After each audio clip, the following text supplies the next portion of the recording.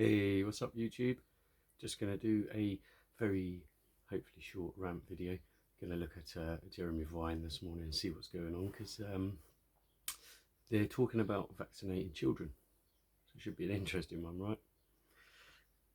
Bear with me then. I'll try not to swear too much, but it's difficult. But I'll try. Anyway, let's see what they're saying today. As I say, jabbing kids, no. COVID vaccine 0207 862 2222 is the number for you. According to the Sunday Times, government and NHS sources have confirmed plans are being drawn up to offer kids aged 12 and over the Pfizer jab from September. Experts claim it could slow the spread, save lives, and end disruptive restrictions in schools. Head teachers back the plan, but the children's advocacy group Us For Them says no child should be used as, quote, a human shield. I agree. We do not know what the long-term effects of these are, and you're going to give them to children. I think they're going down a very, very, very, very dark route if you're going to do that, I'm afraid. Sorry. Just for me. And obviously the other group. But let's say all the head teachers are behind it, so okay. That's an interesting phrase, Dominique. Yes, it is an interesting phrase, and I believe it's completely right. I think the survival rate for children of COVID-19, I think, is 99.9%. Children are not at risk of COVID. And I think we have to be honest about what this really is about. It is about protecting primarily adults, as though children have that responsibility, despite the fact that they're not at risk of COVID at all. Well said, Dominic. I think she pretty much just said there what I was saying beforehand, but yeah, keep going, Dominic. See, I like it when they have a sensible guest on, but you know how it goes on here, they'll always balance it out with a bell end. So, and the issue with this, with regards to the vaccination, is that for adults, the benefits of a vaccination are said to outweigh the risks. But for children, particularly with the sample size that was used for the Pfizer trials, the sample size, I think, was a little over 2,000 people that were trialled on this. Will that be able to pick up rare diseases or rare allergic reactions to the ingredients of the vaccine? We don't entirely know that yet. I think a lot more research needs to be done, and we need to be cautious about how ethical vaccinating children is. And I don't believe that they even need it right now in this country. COVID-19 is at extremely low levels. Hardly anyone is dying. We are on the way out of this. We were said to reach herd immunity a few weeks ago. Why do we then need to start vaccinating children? Well, very good points, Dominique. Very good points. And I guess now, Jeremy, time to bring in your expert or your panellist who's on your side, right? To ask that question to virologist Dr. Chris Smith. Oh, it's Chris. Oh, hello, Chris. And you think it's sensible to do this? I think it is sensible to do this. The risks that are being outlined are very, very low, and it's not unusual for us to vaccinate young people because young people turn into older people, and it's a little bit facile. Okay, I like his logic. Young people grow into older people. I mean, okay, that's a fact you can't deny, isn't it? So what, you load them up with experimental gene therapies, do you? That's your way through it? What a fucking bellend you are. That's your virologist. Look, there you go. Dr. Chris Smith. To say that children are not at risk from coronavirus infection because... Hang on, did she say infection? She said survival. 99% of them survive. In fact, I don't think one healthy child has died. Feel free to correct me. Yeah, so I don't really know what his point is there, but carry on, Chris. There are other diseases that children are not at risk from, but we protect them by vaccination because they could be at risk from them when they're older. I mean, a good example of this would be, for instance, the cervical cancer vaccine. Children... Yeah. I mean, that's another one, isn't it? The HPV jab thing.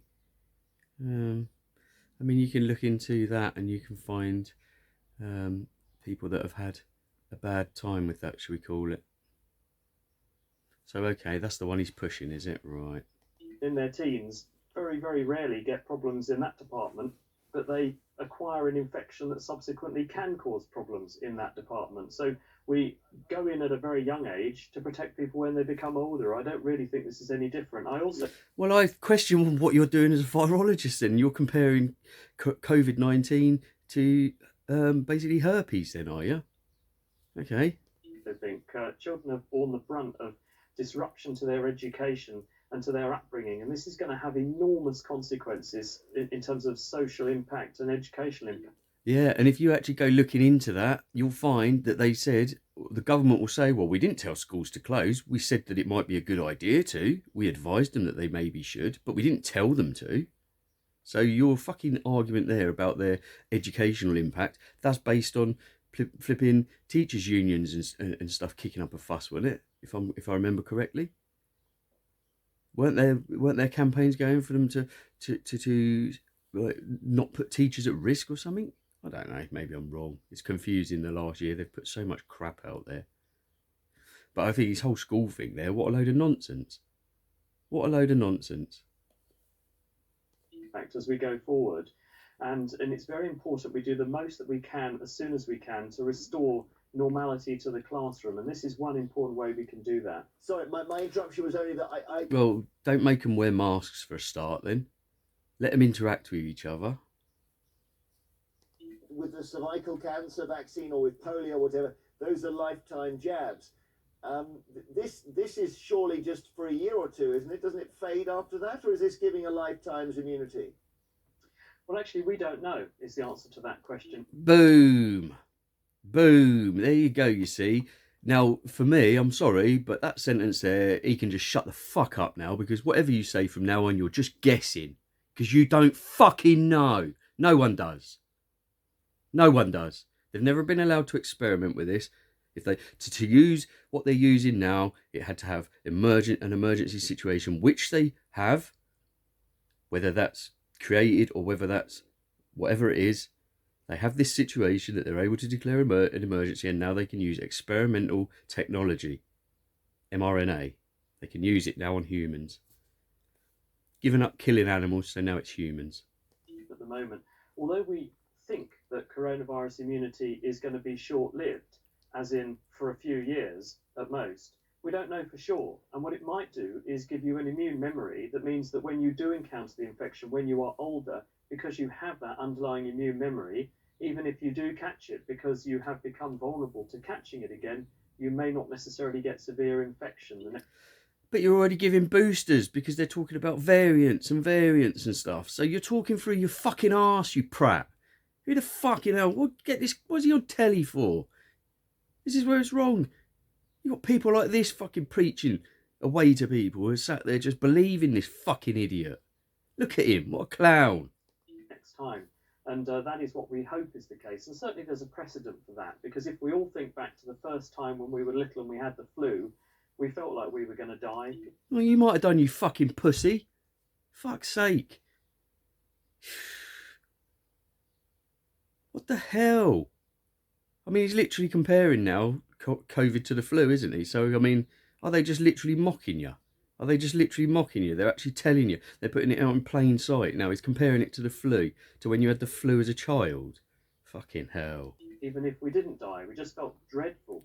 But the next time you catch... Yeah, viral infections and fucking respiratory infections generally do that to you. If you've ever had a chest infection, fucks you up for days, mate. Fucking hell. The flu, you feel pretty rough, but not as bad as you did the first time. And so, really, you do build a degree of immune memory that you take with you through life. And it means that when you catch things in future that you've seen similar to that before, or that you have met before, you don't become as ill. So this could be one way of attenuating an attack of the infection when you get a bit older. Okay, does that persuade you, Dominique? No. Well, no, it doesn't. Nah. Also, in my opinion, there were a lot of mights and ifs and we don't knows in there. If we did definitely know that the vaccine provided lifetime protection from COVID, the Prime Minister wouldn't be buying booster jabs for autumn for Exactly. The whole point of the vaccination programme was to protect the vulnerable from severe disease and hospitalisation. That has worked. Why then do we need to protect people that aren't vulnerable to the disease and likely won't die or have to go into hospital? Why can't we then build up a natural immunity to coronavirus, which we are seeing already amongst many people in this country? 7 in 10 people in the UK are now said to have antibodies against coronavirus. And also with the schools thing, that was more so an ideological push to keep schools closed, because as we've seen, even with schools being open, there has been no uptick in cases, and schools are not hotbeds for spreading the virus. So that argument just really doesn't make any sense at all. Well, Dominic just pretty much said a lot of what I'd said before previously, so fair play to her. Well said. Well said. Well, actually, there has been an uptick in infections, although it's been a small one, we're pleased to report. Okay, but let's remember what you're basing these infections on. Let's think now. Test results, okay? And that's about all I can say, isn't it? Because of poo tube. But let's just, you know, this uptick in infections is based on cases, isn't it? It's based on PCR test results, lateral flow test results. So let's just bear that in mind. And it's worth noting that most of the cases we were seeing, in other words, if you break down where the cases are by age, the most common age for spread of the infection is in those people who are about age 12 to early 20s and up to about 30. So actually, those groups do transmit the virus quite readily. They do catch it because they're very well networked individuals. They have a strong social life. They often have jobs if they're in their early 20s, late teens, so they have a lot of contacts with other people. They tend to be more heavily consuming public transport, which is a risk factor. So actually, there is the potential in that group for more transmission events to happen. Really? The public transport thing, is it? Okay. I've used several trains. Been maskless on several trains, underground. Why haven't I caught it?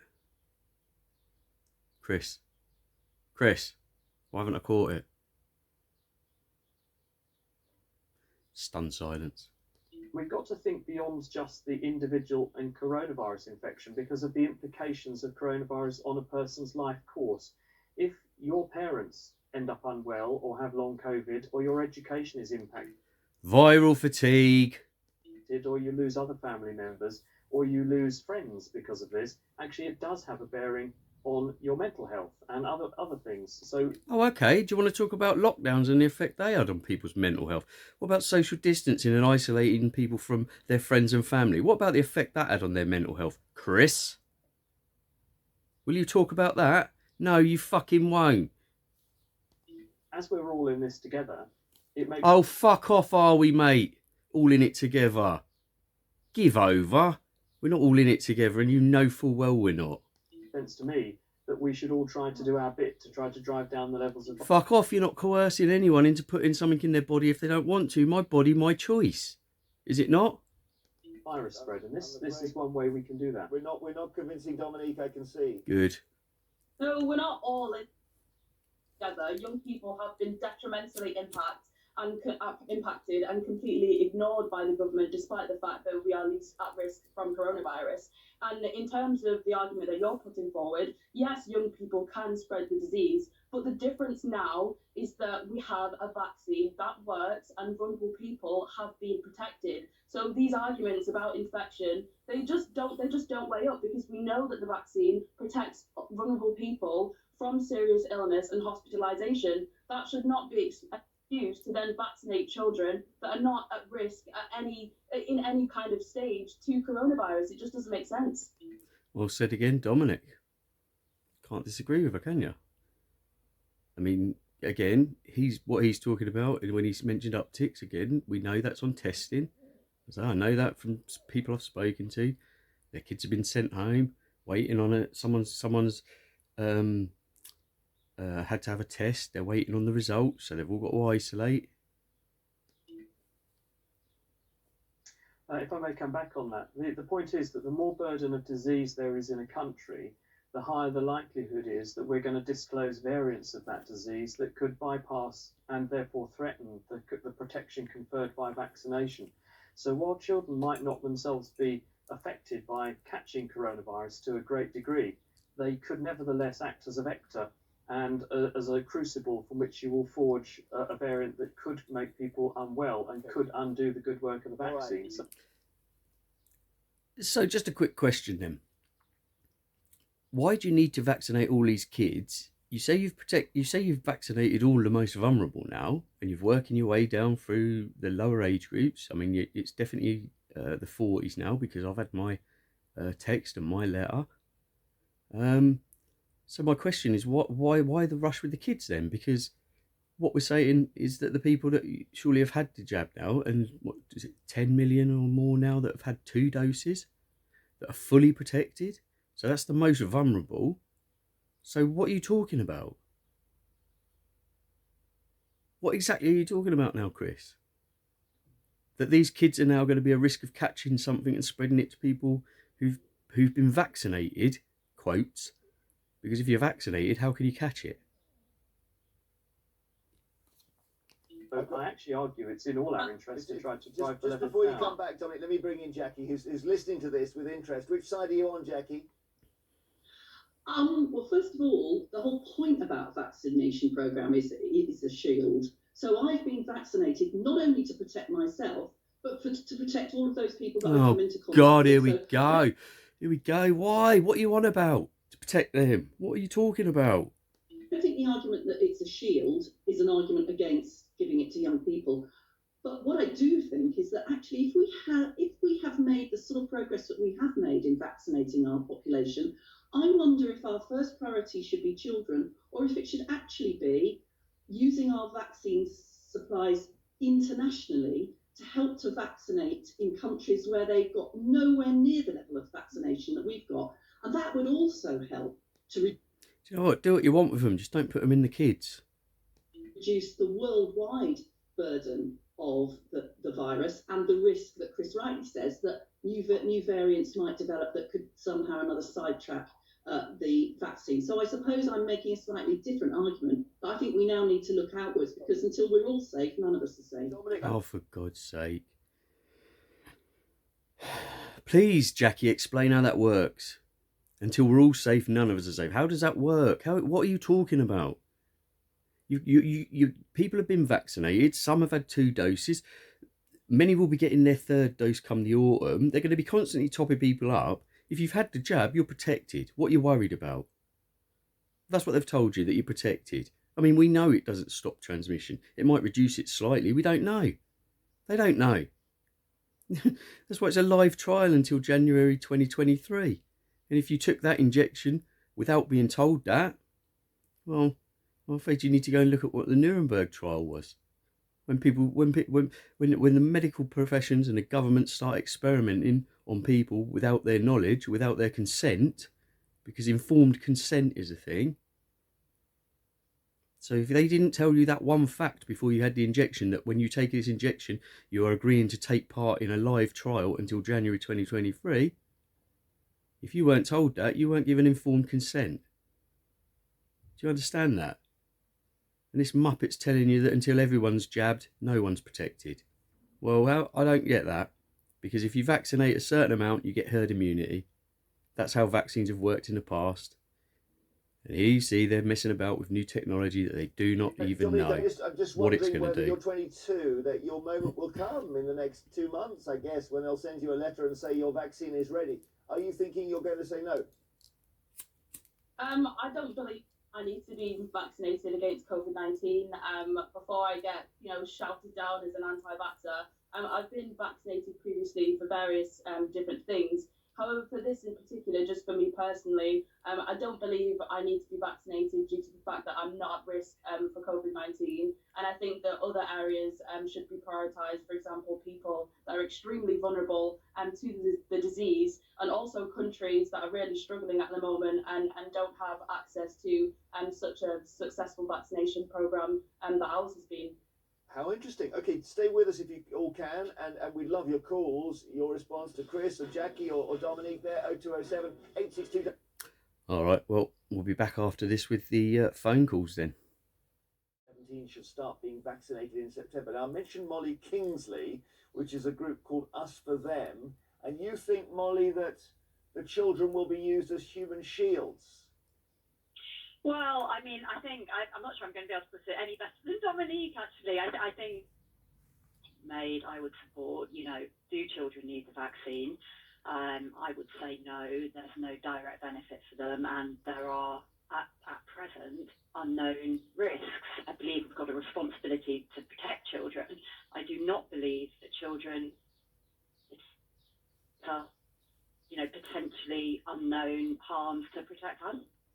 The line is dodgy, but I think we heard most of it. And Chris, the issue will be if a child has something terrible happen, 1 in a million, let's say, someone will say, well, the chance of that child dying from COVID was less than 1 in a million.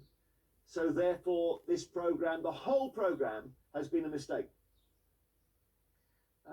I think it's important that there's a choice here, and there will be parents who would quite like, probably, their children to have the option to have the vaccine. So I don't think we should be saying it's an all or nothing thing. I'm a great believer in giving people the right information and letting them make their own choices. Sorry, did he just say what I think he said? I don't think we should.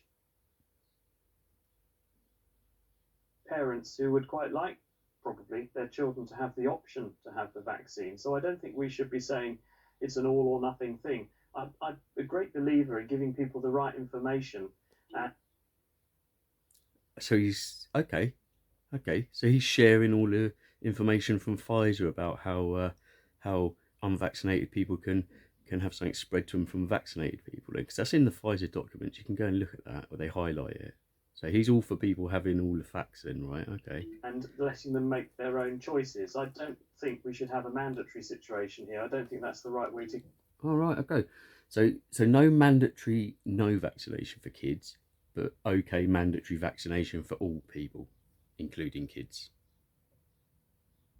Go, and I think that sends out the wrong messages. So what I'd like to see is an option that parents can go down this path, and I think with the right provision of information, people will make a sensible decision. I think it's actually a sensible decision. As a parent myself, I've got children who fall into or are about to fall into this age bracket that we're discussing here. I think this is a very good idea, and I think it's a very good idea for a number of reasons, not least that children, while they don't get severe disease if they catch coronavirus, very often, not exclusively, you can never say never in medicine, but they don't very often get severe disease, they nevertheless can catch it, they can give it to people who do, and all the time we've got... But surely these people are vaccinated. This is what we're saying. What don't people get? Why are these unvaccinated kids such a risk then? Please explain it, because I've seen the people explaining the risk of jabbing the kids, but you're not really explaining this risk that they're going to pose. What are they going to spread to people that are vaccinated? Conduits through society through which these infections can spread. We are not keeping tabs on or suppressing the virus. We're leaving the back door open, having bolted the front door, and that means we're more likely to get burgled. So I think this is a good strategy in the short term, and we're not saying this should be a long-term thing. I think it's a good idea to offer people this option in the short term, to have a belt and braces approach to help us keep control of this infection. This whole thing is in the short term, isn't it? Because as I keep saying, you don't know the long-term effects. You've admitted that. It's been said here in this interviews. Okay, in this thank you, panel. Chris. Thanks, Molly. Storm. We're going to go back to the phones now and speak to Sarah from Wiltshire, who thinks children should be vaccinated. So you agree God. with Chris, Sarah? Yes, I do. What's about Jackie's point that it's not a priority and we could send these vaccines abroad? It isn't. I don't think it is. I think the children should be able to have the vaccine because, well, they have to use that vaccine every year anyway. And there are vulnerable children out there who probably haven't had it. I'm not quite sure on that score. I'd have to ask Dr. Chris. But do all kids have a flu vaccine? What? I don't get that. I thought that's why the older people were vaccinated, to protect them against it. As younger people, surely you should be catching those things and building up your own immunity. But whether they've had it or whether they're able to have it, there are people out there who are more vulnerable, children-wise, than other children. Understood. Okay, thank you very much, Storm. There's some messages coming in on this, so we've got a message here from Neil. Well, didn't she just ask Dr. Chris something? So they're just going to ignore that then? Okay. Okay, fine. Twitter, who says, if the regulators are satisfied that the vaccine is safe and effective for... It's not. The FDA haven't approved it. It's under emergency use. What do you not get? Kids in the same way as other vaccines for this age group. If the regulators were so satisfied that it was safe, yeah, why did the government give them an indemnity against any damages and any deaths, maiming, or whatever long-term damage caused by it, eh? then God. it seems like a good idea. Alison, though, not as convinced yet. She writes, unfortunately, I wouldn't give my children the vaccine yet. They have had every other one, but the side effects I got from the injection and the chances of them getting ill are low, so I will continue with home testing until further investigation is. Well, home testing, fine if that's what you want to do. It's up to you, but at least you're not getting them jabbed with this. So yeah, well, okay, Alison, well done. It's done. Very, very mixed online. So we'll go back to the calls now, and we'll speak to Emma from North Yorkshire, who thinks that most children shouldn't be vaccinated. So I see you don't approve, Emma. Hi, yeah, I agree that vulnerable kids should definitely have it, but I would have thought they would have had it already. I'm not sure.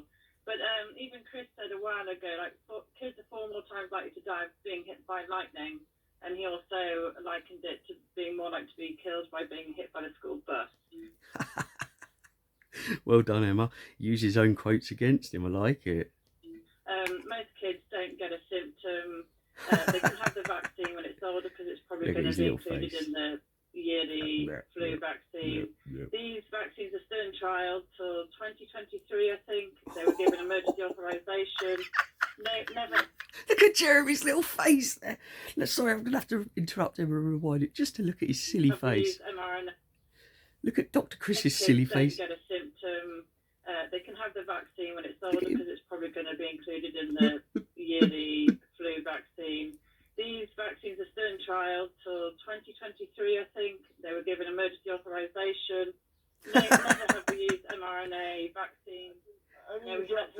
Yeah. Oh, I'm just going to interrupt you there. Sorry, you're telling too many facts, too much truth there. I'm just going to have to stop you there. A person in my ears just said, cut her off, Jeremy, cut her off, Jeremy. Hey, just a sec. Chris has dealt with some of these points already, and like what? That you don't disagree, but he said that you can have the virus circulating among. Whoa, Jeremy, address the fact where you screwed your face up at the emergency being used under emergency a law or whatever it's called. Why are you ignoring that? And then what she said about the live trials. Why are you ignoring that? Children, they may not die from it, but we need to close the back door, he said. Well, what happened to the whole... So what you're saying is that kids are more likely to get run down by a car, but in this case, we're going to put the kids in the car in the driver's seat. Essentially, is what if a kid gets COVID, they're essentially running loose in a car, killing people. And herd immunity thesis. That's what we've always had in the past. That's what always the WHO have talked about, but they actually changed that weirdly during this pandemic. North Italy have talked about having weird levels of antibodies, but although it was in high levels of COVID, so, you know, this is normal science. So there is a point of herd immunity. We are apparently at that. As I said, we've had horrific things with thalidomide. We had millions of lawsuits with the Rush swine flu vaccine. What is wrong with waiting a couple of years, seeing how things play out with these novel vaccines, which have caused hundreds of thousands of severe reactions with the yellow card reporting system? I mean, what? Boom! Wow! Well done, Emma. Well done. What happened to adults protecting kids? That's what we've always supposed to do, and now we're asking children to protect adults. Hang on, Emma. Don't ramble. Sorry. She's not rambling, mate. She's fucking spitting facts, you dumb fuck. This is a lot there. Thalidomide wasn't a vaccine, by the way. But, Doesn't matter, mate. It was still something that was rushed through, that they tried to deny the fucking damage it was causing until the lid was blown on it. And you know full well, you fucking liar. Chris, some people will just not want it. Hello, Emma. I think one thing to bear in mind, we recently changed who we were giving flu vaccines to. Yeah, now, I wonder children why. Don't die of the flu either. They can occasionally. Obviously, you never say never in medicine, as already said, but it's a rare thing to happen. But we recognise that these respiratory infections spread very well among young people who share public transport and school buses. They share classrooms. They share air. They share a lot of time together. And flu is a really good analogue for how we foresee we're going to have to control COVID in the future. And so therefore intervening Yeah, I wonder why. in young people to help cut down the spread is probably a good strategy. You brought up herd immunity, and this matters. But again, why give a flu vaccine to kids then? Right? I get what you're saying. You don't want them to spread it, but who are they going to spread it to? Because we already vaccinate the vulnerable against flu, don't we? As to herd immunity is the protection of a population by having a threshold number of people in that population who are immune so the disease can't spread. But that assumes that everybody has an equal chance of being vaccinated across the age spectrum. But we very heavily polarise that at the moment because we started at the top with the most vulnerable people, quite rightly, and we vaccinated in age descending order downwards. And only about 10% of people in their 20s have currently been vaccinated. So what that's left is a very big group of individuals in society who are very well networked. They have a lot of contacts and a lot of opportunities to meet and spread disease among themselves, and therefore ferry the disease through the population. So the herd immunity threshold is probably a bit different given what we've done with our current vaccine rollout. So we have to be cognizant of that, and that's why I think if we're going for a herd immunity approach where we protect people comprehensively, we do have to include younger people. Understood. Okay, thank you, Chris. Thanks for being with us, Chris, today. Thanks, Emma, as well. Well, that was a bit of a ramble from him, wasn't it? I mean, he didn't address anything. They didn't even touch on the fucking what she mentioned about the yellow card reporting system. Oh, typical. And later, our delivery drone's a good idea, but after the break, should we abolish the monarchy after William's reign? All right, well, okay, well, that's it for there. That's that one. So if you've made it to the end, thank you very much. I hope my swearing wasn't too bad. I did try and tone it down a little bit, but when you're talking about jabbing kids, you're going to make people cross, do you know what I mean? And I was just, wow, some good callers in as well, especially Emma. Well done, Emma, at the end there. But okay, thanks for watching. Peace out. Things are bad, worse than bad. They're crazy. It's like everything everywhere is going crazy, so we don't go out anymore. We sit in the house, and slowly the world we're living in is getting smaller, and all we say is, please, at least leave us alone in our living rooms. Let me have my toaster and my TV and my steel-belted radios, and I won't say anything. Just leave us alone. Well, I'm not going to leave you alone. I want you to get mad.